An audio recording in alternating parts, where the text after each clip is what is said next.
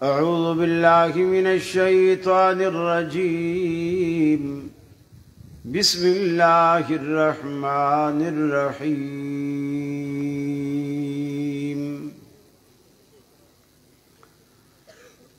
وإذ أخذ الله ميثاق النبيين لما آتيتكم من كتاب وحكمة ثم جاءكم رسول مصدق لما معكم لتؤمنن به ولتنصرنه قال أأقررتم وأخذتم على ذلكم إصري قالوا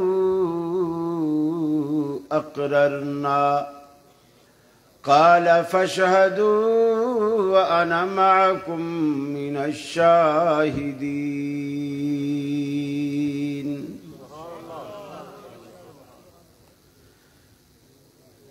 یہ مقصد ہے کہ دنیا سے جہالت دور ہو جائے، کلام اللہ سے مومن کا دل پر نور ہو جائے۔ یا الہی جب تک کہ میرے جسم میں جان رہے تجھ پہ صدقے تیرے محبوب پہ قربان رہے، میں رہوں یا نہ رہوں پر دل کی ہے یہ دعا، دین احمد اور عزت قرآن رہے۔ الہی ہم میں پھر وہ صدیق سا ایمان پیدا کر، عمر فاروق سا کوئی جری انسان پیدا کر، رگے تحریک کٹ جائے دم عثمان پیدا کر، علی المرتضی شیر خدا کی آن پیدا کر۔ واجب الاحترام علماء کرام، میری جماعت کے ذمہ داران، فضیلت الاخ حضرت علامہ پروفیسر ساجد صاحب حافظہ اللہ، دیگر زعماء خطباء علماء، گجرانوالہ کے میرے اہل توحید بھائیوں، میری مسلم ماؤں بہنوں بیٹیوں، آج ہم رسول اکرم صلی اللہ علیہ وسلم کی سیرت کے عنوان سے یہاں ہم جمع ہیں۔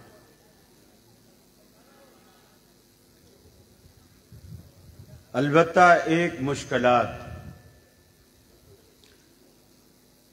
ایسی ہیں، ایک مشکل ایسی ہے جو آپ ہمارے لیے پیدا کرتے ہیں۔ وہ مشکل یہ ہے کہ ہم کافی حد تک مشابہت کا شکار ہیں،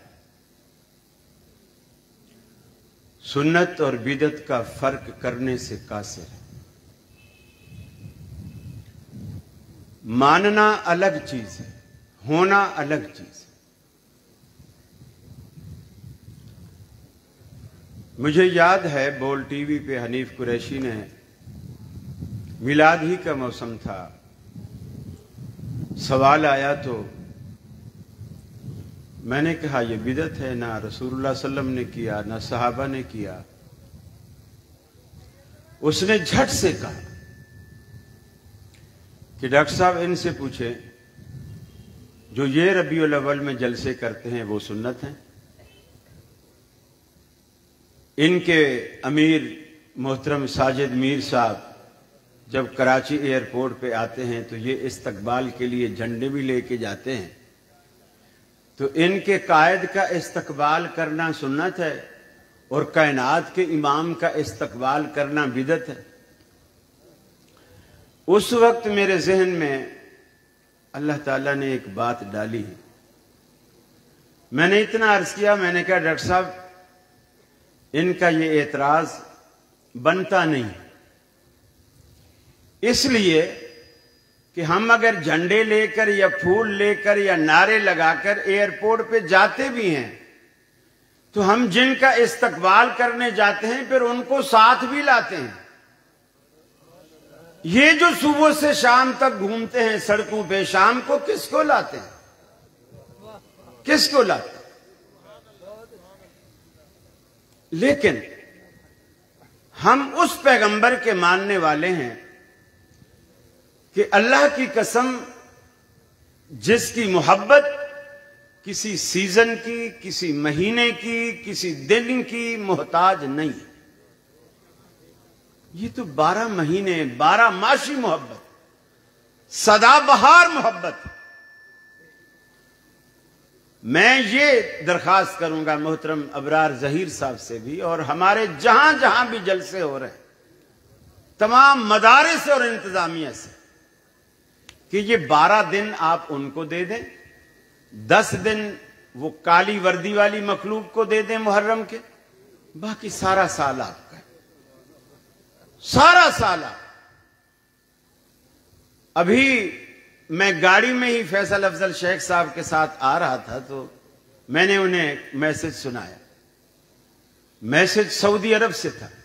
آپ کے چونکہ جلسے ویڈیو بنتی ہیں، لائیو چلتے ہیں، تو بہت سارے لوگ کہیں سن لیتے ہیں۔ سوال آیا کہ قاری صاحب ہم تو آپ کو جماعت کا ہیرو سمجھتے ہیں، آپ تو میلاد کے جلسوں میں بھی جا رہے ہیں۔ یقین مانیے میرے پاس کوئی جواب نہیں تھا، کوئی جواب، اور ابھی تک میں نے اس کو کوئی جواب نہیں دیا، اور جواب بنتا بھی نہیں سوا یہ کہنے کہ جی میری غلطی، اس کے سوا کوئی جواب نہیں بنتا۔ دیکھیے آپ طرز اپنائیے صحابہ کرام کا، جب ہم دوسرے کو کہتے ہیں کہ صحابہ نے یہ کام نہیں کیا جو تم کرتے ہو، یہ جلوس ولوس صحابہ نے نہیں نکالے، تو وہ جھٹ سے ہم سے سوال کرتے ہیں کہ کناتیں لگا کے صحابہ نے 12 ربیع الاول کو جلسے کیے، تو اس کا بھی تو جواب نہیں ہے، جیسے اس کا جواب نہیں ہے اس کا جواب بھی نہیں۔ اب آپ دیکھیے صحابہ نبی سے محبت کیسے کرتے تھے، اس کا اظہار کیسے کرتے تھے، سنت اور بدعت میں فرق کیسے کرتے تھے، ان کے استدلال کا طریقہ کار کیا تھا، کس طریقے سے وہ دین کو سمجھتے سیکھتے، صحیح اور غلط میں فرق کرتے تھے۔ رسول اکرم صلی اللہ علیہ وسلم نے جو تعلیم دی ہے، بریلوی ہو، دیوبندی ہو، اہل حدیث ہو، جو بھی کلمہ پڑھنے والا ہے، اس کا ماننا سب پر فرض۔ ایک علاقے میں ایک عورت فوت ہو گئی، محدثین کا زمانہ ہے، اسی علاقے میں صرف ایک عورت تھی جو خواتین جو فوت ہوتی تھیں ان کو غسل دیتی تھی۔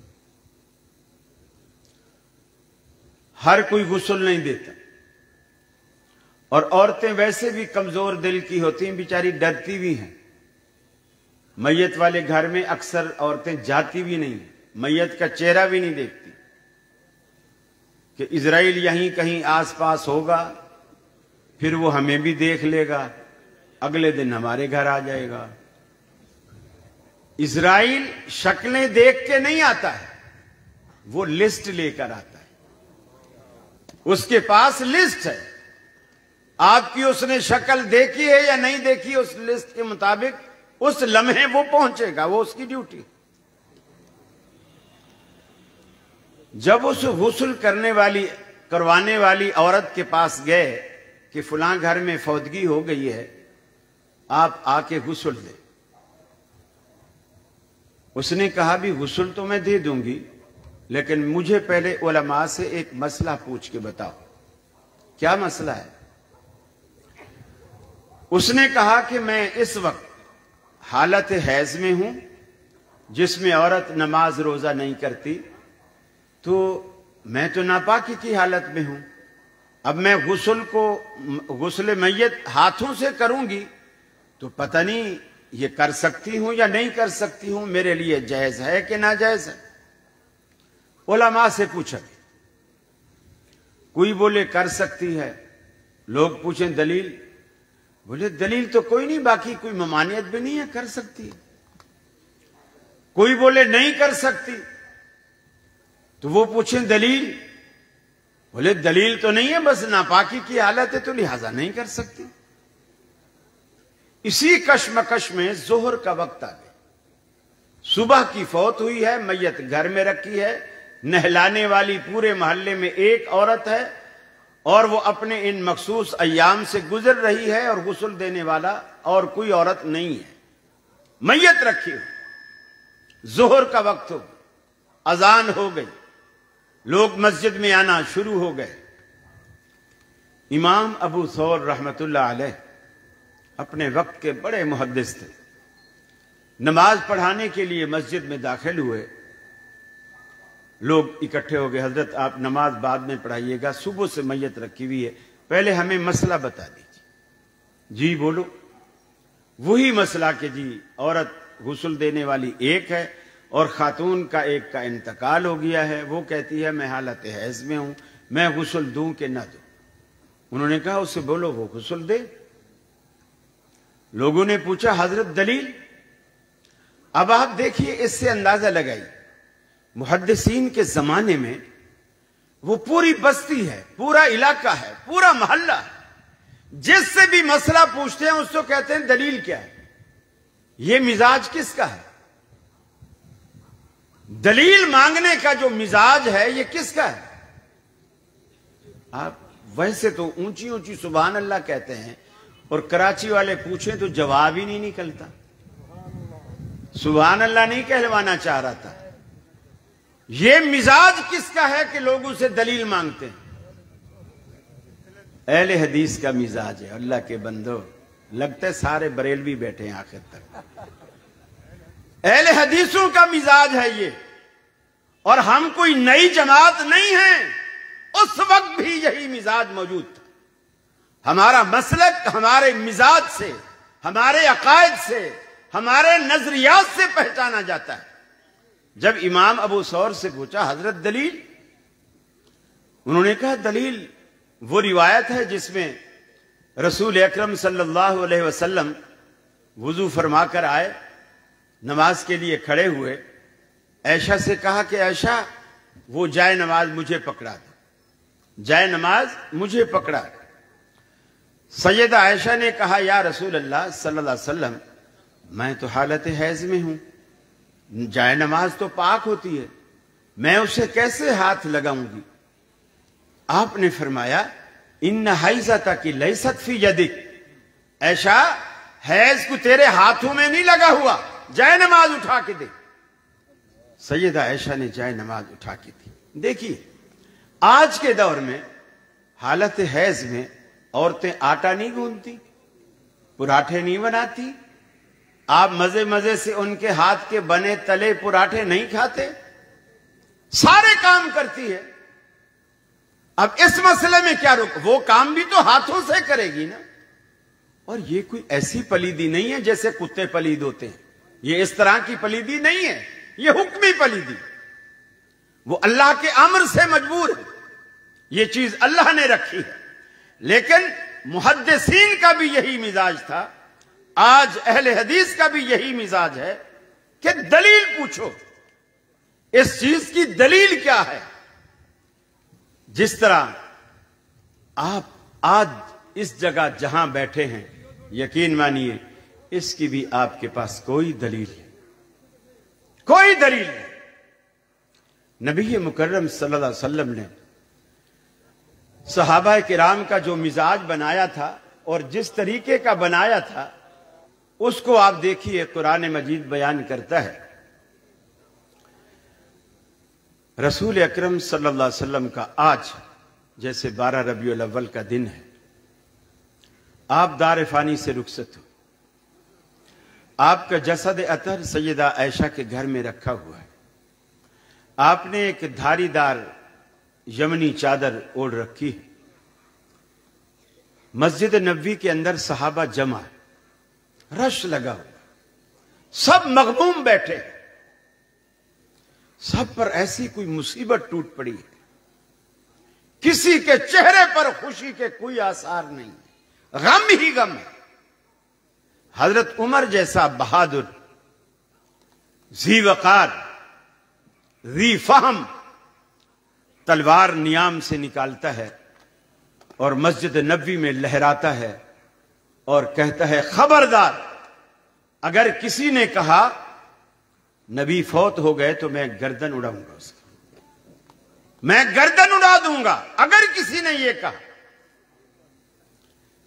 تھوڑی دیر بعد صدیق اکبر آئے، بیٹی عائشہ صدیقہ رضی اللہ تعالی عنہا کے گھر گئے، پیشانی سے کپڑا ہٹایا، ماتھا چوما، فرمایا اللہ آپ پر 2 موتیں نہیں لائے گا، یہی موت ہے جو آ چکی ہے۔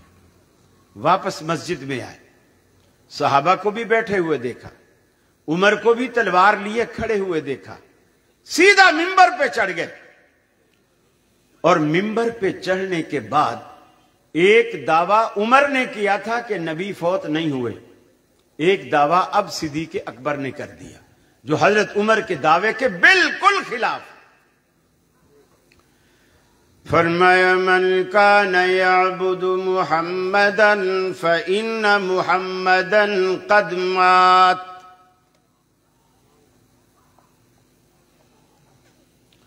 فإن محمدا قد مات۔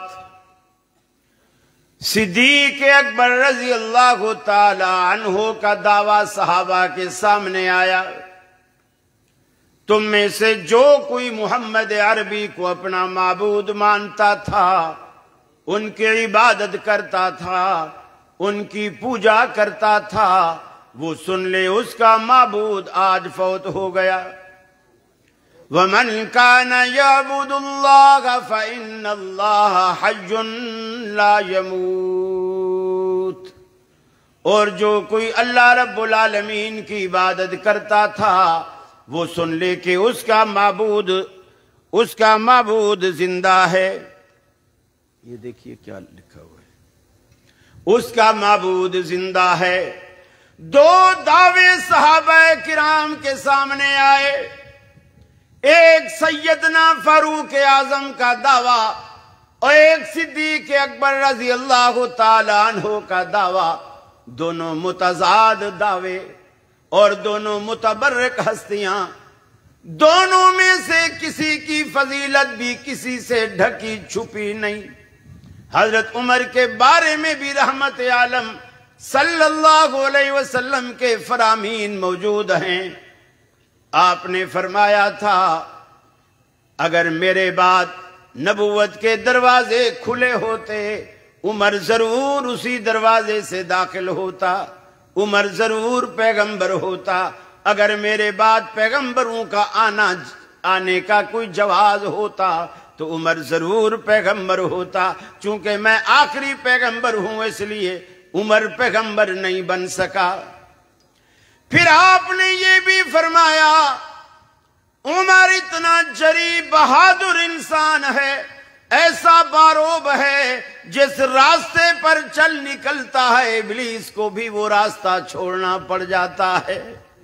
ابلیس اس راستے پر نہیں آتا جس راستے پر فاروق اعظم چلتے ہیں۔ آپ نے یہ بھی فرمایا، ازواج مطہرات فرماتی ہیں عمر ایسا شخص ہے قرآن اترتا تو ہمارے گھروں میں ہے مگر اکثر اترتا عمر کی مرضی کے مطابق ہے۔ ہمارے گھروں میں قرآن اترتا ہے مگر اکثر اترتا عمر کی مرضی کے مطابق ہے۔ آپ نے یہ بھی فرمایا تھا میں نے خواب دیکھا کچھ لوگوں نے سینے تک، کچھ نے ناف تک، کچھ نے گھٹنے تک، کچھ نے ٹخنے تک کرتے پہنے ہوئے ہیں۔ میں نے عمر کو دیکھا سر سے پاؤں تک، اور زمین پہ کپڑا لٹکا ہوا ہے، پورے کا پورا اس کپڑے میں ڈھمپا ہوا ہے۔ صحابہ نے عرض کی کہ اللہ کے رسول آپ اس کی کیا تعبیر بیان فرماتے ہیں؟ آپ نے فرمایا یہ عمر کا علم ہے، یہ عمر کا علم ہے جس نے عمر کو سر سے پاؤں تک پورے کا پورا ڈھانک رکھا ہے، پورے کا پورا ڈھانپ رکھا ہے۔ صدیق اکبر کی فضیلت بھی کسی سے چھپی نہیں۔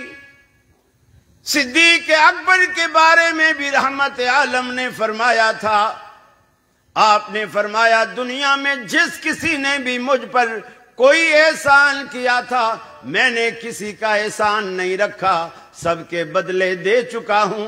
ابو بکر واحد ہستی ہے کہ قیامت والے دن رب اسے بدلہ دے گا، میں اس کے احسانوں کا بدلہ نہیں چکا سکا۔ آپ نے یہ بھی فرمایا جس دن صدیق اکبر نے پوچھا اے اللہ کے رسول کسی کو نماز والا دروازہ جنت کا آواز دے گا، کسی کو حج والا، کسی کو روزے والا، کسی کو زکوٰۃ خیرات صدقات والا، جس نے جو عمل زیادہ کیا ہوگا جنت کا وہ دروازہ اسے آواز دے گا اور کہے گا اے نیک بخت میرے اندر سے داخل ہو جا۔ اے اللہ کے رسول کیا کوئی ایسا بھی دنیا میں خوش نصیب ہے جس کو جنت کے 8 دروازے آواز دیں؟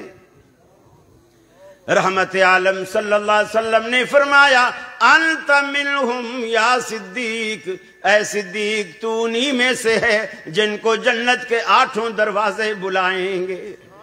8 دروازے صحابہ کرام کے سامنے دونوں جلیل القدر ہستیوں کے دعوے موجود ہیں۔ عمر کا دعویٰ کہ نبی فوت نہیں ہوا، ابو بکر کا دعویٰ کہ نبی فوت ہو گئے، لیکن صحابہ جو مسجد صحابہ کرام سے بھری پڑی ہے ابھی تک وہ کسی کے دعوے کی تائید نہیں کرتے۔ گجرانوالے والوں کیوں نہیں کرتے؟ کیوں نہیں کرتے؟ حضرت عمر بھی کی فضیلت موجود ہے، صحابہ کو معلوم ہے، ابو بکر صدیق کی فضیلت معلوم ہے، وہ دونوں میں سے یا دونوں میں سے کسی ایک کی تائید کیوں نہیں کرتے؟ چپ کر کے بیٹھے سن رہے ہیں، کسی کا ساتھ نہیں دے رہے، کسی کی تائید نہیں کر رہے، کسی کو صحیح نہیں کہہ رہے، کیوں؟ بولیے گا ذرا۔ دلیل کسی نے نہیں دی، دعوے تو دونوں کے آ گئے، ابھی تک کسی دعوے کے پیچھے دلیل کسی نے نہیں دی۔ اب صدیق اکبر نے دلیل نہیں دلائل دینے شروع کیے۔ فرمایا وما محمد الا رسول قد خلت من قبله الرسل افإن مات او قتل انقلبتم على اعقابكم۔ محمد عربی صلی اللہ علیہ وسلم کی حیثیت بھی جیسے باقی انبیاء تھے وہی حیثیت ہے انبیاء کی۔ باقی انبیاء بھی دنیا میں آئے اور چل بسے، آپ بھی دنیا سے چلے جائیں گے۔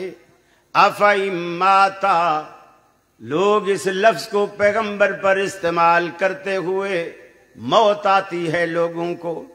قرآن نے جگہ جگہ اس لفظ کو صرف محمد عربی کے لیے نہیں دیگر انبیاء کے لیے بھی استعمال کیا۔ اذ حضر یعقوب الموت، واضح لفظوں میں رب العالمین نے اس لفظ کو استعمال کیا۔ قرآن نے کہا اگر ہمارا یہ پیغمبر محمد الرسول اللہ صلی اللہ علیہ وسلم پر وفات آ جائے، آپ فوت ہو جائیں، او قتلا یا قتل کر دیے جائیں، انقلبتم علی اعقابکم، کیا تم اپنی ایڑیوں کے بر اسلام سے منحرف ہو جاؤ گے؟ دوسری دلیل دی کہ قرآن کہتا ہے افإن مت فهم الخالدون، اگر یہ پیغمبر فوت ہو جائیں تو جو پیغمبر کے لیے دن رات موت کی دعائیں کرتے ہیں کیا وہ ہمیشہ کا پٹا لکھوا کے آئے ہیں؟ انہوں نے بھی تو مرنا ہے۔ پھر دلیل دی انک میت وانہم میتون، محبوب آپ پر بھی میت کا اطلاق ہونے والا ہے اور ان کفار بدبختوں پر بھی میت کا اطلاق ہونے والا ہے۔ آپ بھی دنیا سے جانے والے، آپ نے ایسے تو نہیں کہا تھا جب سیدہ فاطمہ نے آخری دن اپنے بابا کو ٹھنڈے پانی کے تشت میں بار بار ہاتھ ڈبو کر چہرے پر پھیرتے ہوئے دیکھا اور حجرہ عائشہ میں تشریف لائی، اس کرب اور تکلیف میں دیکھا تو بے ساختہ زبان سے نکلا واہ کر بابا، ہائے میرے ابا کی تکلیف مجھ سے دیکھی نہیں جاتی، مجھ سے برداشت نہیں ہوتی۔ رحمت عالم نے فرمایا لا کرب بعد الیوم، اے بیٹی پریشان نہ ہو، آج کے بعد تیرے ابا کو کوئی تکلیف نہیں ہوگی، آج تیرے بابا کی تکلیف کا آخری دن ہے۔ صدیق اکبر نے دلائل دیے کل من علیہا فان ویبقى وجہ ربک ذو الجلال والاکرام، ساری دنیا پر فنا کی تلوار چلے گی، باقی رہنے والی تو صرف اللہ کی ذات ہے، صرف اللہ کی ذات باقی رہنے والی۔ حضرت عمر نے بھی یہ آیات سنی تو کچھ کہنا نہیں پڑا، اپنی بے نیام تلوار کو فوراً داخل نیام کیا۔ صحابہ کہتے ہیں جو صدیق اکبر نے آیات سنائی ہمیں ایسا لگا کہ قرآن کی یہ آیات اتری ہی آج ہیں، ہمارے دل و دماغ سے نکل چکی تھی، ابو بکر نے پڑھی تو ہمیں یاد آ گئی۔ صحابہ کرام نے اس تنازع کو حل کیا دلائل کی بنیاد پر۔ اہل حدیثوں، یہ اہل حدیثوں کا مزاج ہے، دلیل دیا کیجئے، دلیل لیا کیجئے، دلیل مانگا کیجئے، دلیل مانا کیجئے، اس کے علاوہ ہمارے مذہب کی کوئی حیثیت باقی نہیں رہتی، پھر دیگر میں ہم میں کوئی فرق باقی نہیں رہتا۔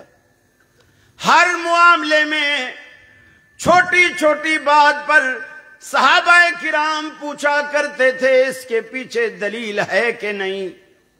سیدنا فاروق اعظم جیسی ہستی بیت اللہ کا طواف کرنے لگے، حجر اسود کے پاس گئے، بوسہ لینے کا موقع ملا، جھک کر بوسہ لینے لگے، پھر دل میں خیال آیا، بوسہ لیے بغیر پھر کھڑے ہو گئے، پھر پتھر کو مخاطب کیا، اے پتھر میری نظر میں تو ایک پتھر ہے، نہ تو کسی کو نقصان پہنچا سکتا ہے نہ کسی کو نفع دے سکتا ہے، اگر آج عمر تجھے بوسہ دے رہا ہے اس کی یہ وجہ نہیں کہ تیری اپنی کوئی فضیلت ہے، اللہ کی قسم اگر میں نے اپنے پیغمبر جناب محمد الرسول اللہ صلی اللہ علیہ وسلم کو نہ دیکھا ہوتا کہ وہ تجھے بوسہ دیتے ہیں، میں تجھے کبھی بوسہ نہ دیتا۔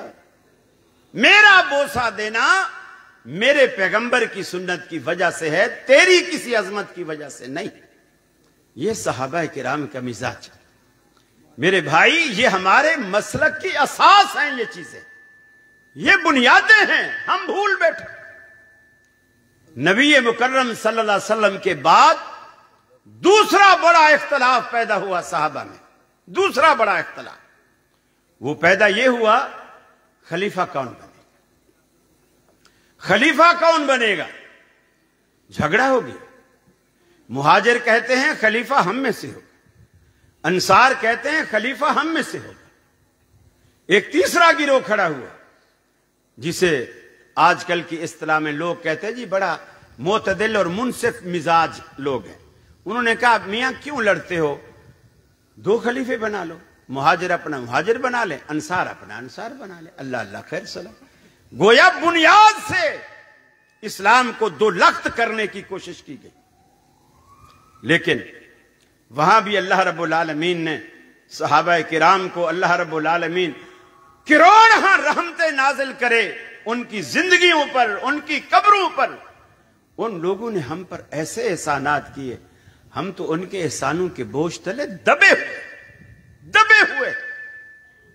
صدیق اکبر نے اللہ کے رسول کی حدیث سنائی کہ اللہ کے رسول کا فرمان ہے الائمۃ من القریش، امامت خلافت قریشیوں کا حق ہے، اور وہ سارے مہاجر۔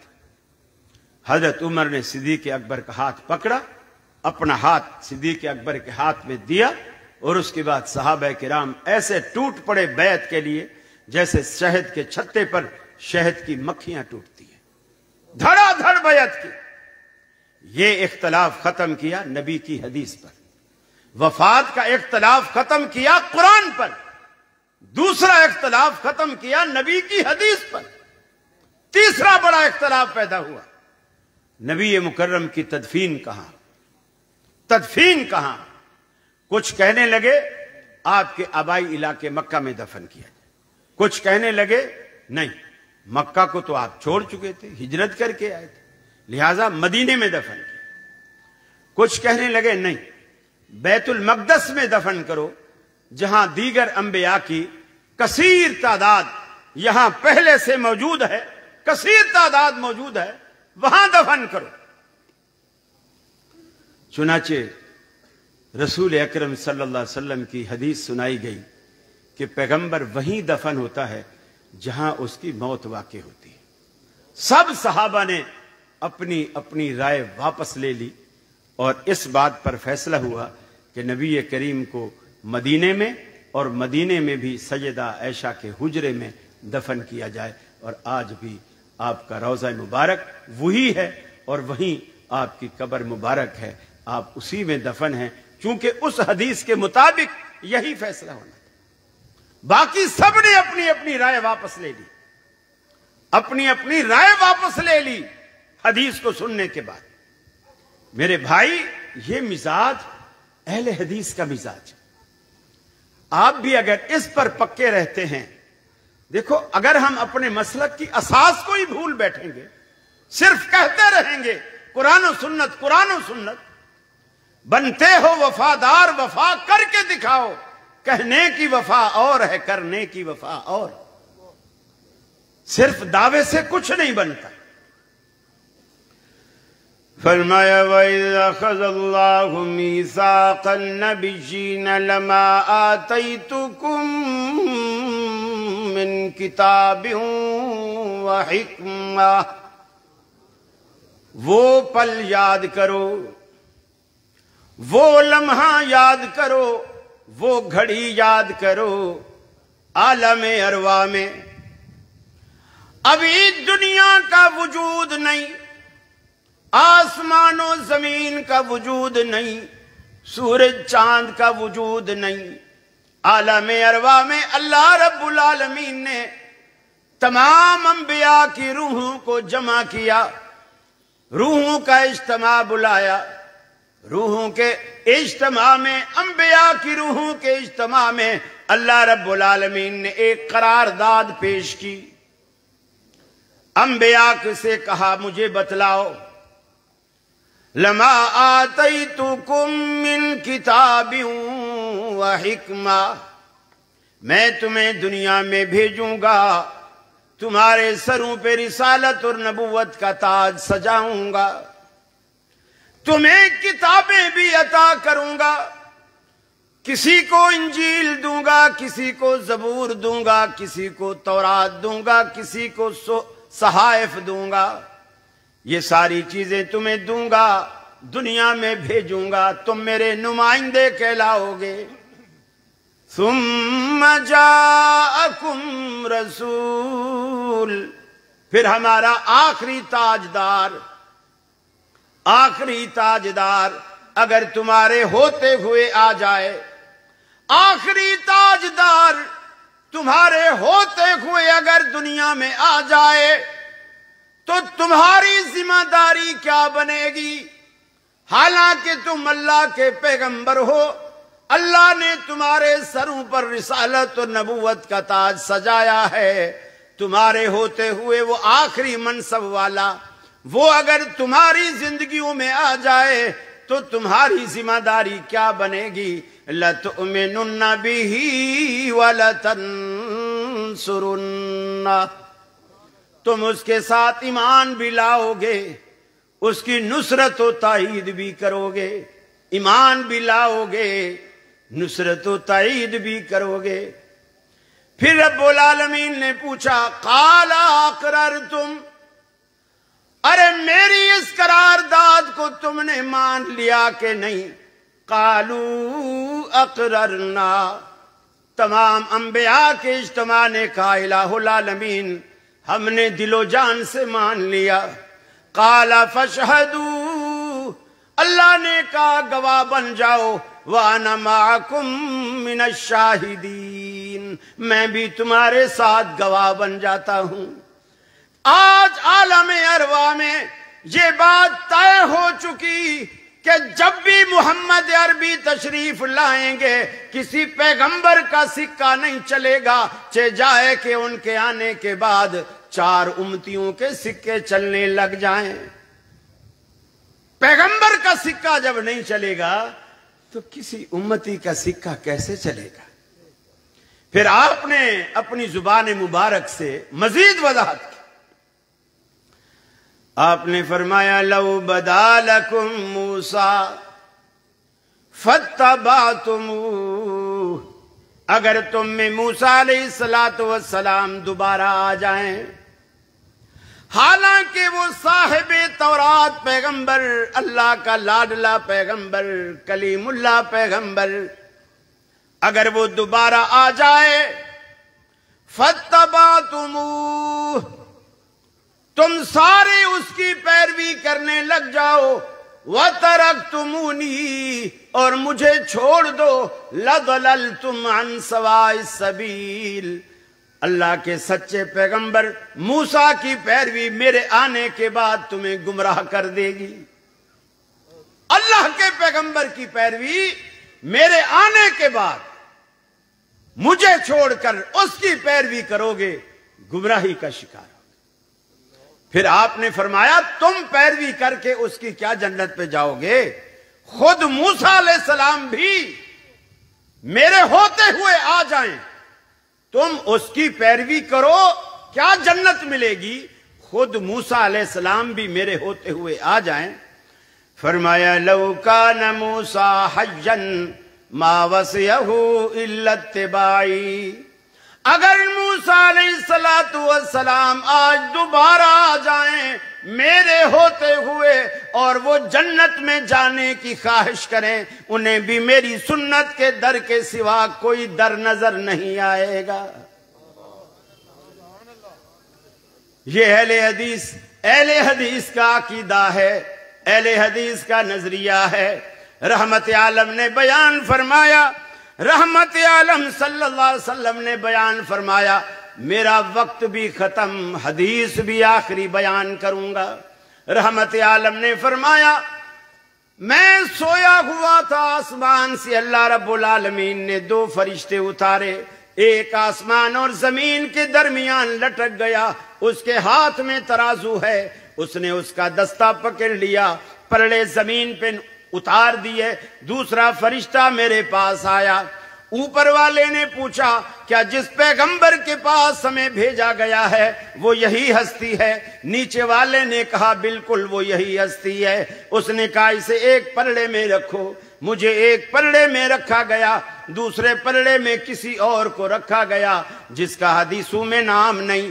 فرشتے نے اوپر اٹھایا، اللہ کے رسول فرماتے ہیں میرا پلڑا تو زمین سے اٹھا ہی نہیں، دوسرا پلڑا فٹافٹ اونچا ہو گیا، اوپر والے فرشتے نے کہا زنہ بعشرن، اسے 10 کے مقابلے میں تولو، پھر میرا پلڑا بھاری رہا۔ اس نے کہا زنہ بمئتن، 100 کے مقابلے میں تولو، فرمایا پھر بھی میرا پلڑا بھاری رہا۔ اس نے کہا زنہ بالفن، اسے 1000 کے مقابلے میں تولو، مجھے 1000 کے مقابلے میں تولا گیا، پھر بھی میرا پلڑا بھاری رہا۔